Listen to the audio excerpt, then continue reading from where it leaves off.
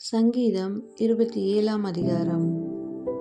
கர்த்தர் என் வெளிச்சமும் என் இரட்சிப்புமானவர், யாருக்கு பயப்படுவேன்? கர்த்தர் என் ஜீவனின் பலனானவர், யாருக்கு அஞ்சுவேன்? என் சத்துருக்களும் என் பகைஞருமாகிய பொல்லாதவர்கள் என் மாம்சத்தை பட்சிக்க என்னை நெருக்குகையில் அவர்களே இடறி விழுந்தார்கள். எனக்கு விரோதமாக ஒரு பாளையம் இறங்கினாலும் என் இருதயம் பயப்படாது. என்மேல் யுத்தம் எழும்பினாலும் இதிலே நான் நம்பிக்கையாய் இருப்பேன். கர்த்தரிடத்தில் ஒன்றை நான் கேட்டேன், அதையே நாடுவேன். நான் கர்த்தருடைய மகிமையை பார்க்கும்படியாகவும் அவருடைய ஆலயத்தில் ஆராய்ச்சி செய்யும்படியாகவும் நான் என் ஜீவனுள்ள நாளெல்லாம் கர்த்தருடைய ஆலயத்தில் தங்கியிருப்பதையே நாடுவேன்.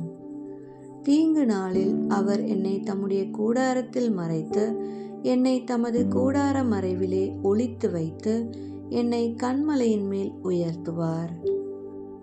இப்பொழுது என் தலை என்னை சுற்றிலும் இருக்கிற என் சத்துருக்களுக்கு மேலாக உயர்த்தப்படும். அதிநிமித்தம் அவருடைய கூடாரத்திலே நான் ஆனந்த பலிகளை இட்டு கர்த்தரை பாடி அவரை கீர்த்தனம் பண்ணுவேன். கர்த்தாவே, நான் கூப்பிடுகிற சத்தத்தை நீர் கேட்டு எனக்கு இறங்கி எனக்கு உத்தரவு அருளி செய்யும். என் முகத்தை தேடுங்கள் என்று சொன்னீரே, உம்முடைய முகத்தையே தேடுவேன் கர்த்தாவே என்று என் இருதயம் உம்மிடத்தில் சொல்லிற்று.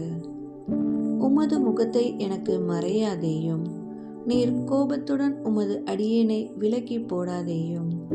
நீரே எனக்கு சகாயர், என் இரட்சிப்பின் தேவனே, என்னை நெகிழ விடாமலும் என்னை கைவிடாமலும் இரும்.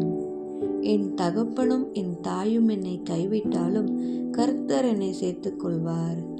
கர்த்தாவே, உமது வழியை எனக்கு போதித்து என் எதிராளிகளின் நிமித்தம் செவ்வையான பாதையில் என்னை நடத்தும். என் சத்துருக்களின் இஷ்டத்துக்கு என்னை ஒப்புக்கொடாதேயும். பொய் சாட்சிகளும் ஆக்கிரமித்து சீறுகிறவர்களும் எனக்கு விரோதமாய் எழும்பியிருக்கிறார்கள். நானோ ஜீவனுள்ளோர் தேசத்திலே கர்த்தருடைய மகிமையை காண்பேன் என்று விசுவாசியாதிருந்தால் கெட்டு போயிருப்பேன். கர்த்தருக்கு காத்திரு, அவர் உன் இருதயத்தை ஸ்திரப்படுத்துவார். திடமனதாயிருந்து கர்த்தருக்கே காத்திரு.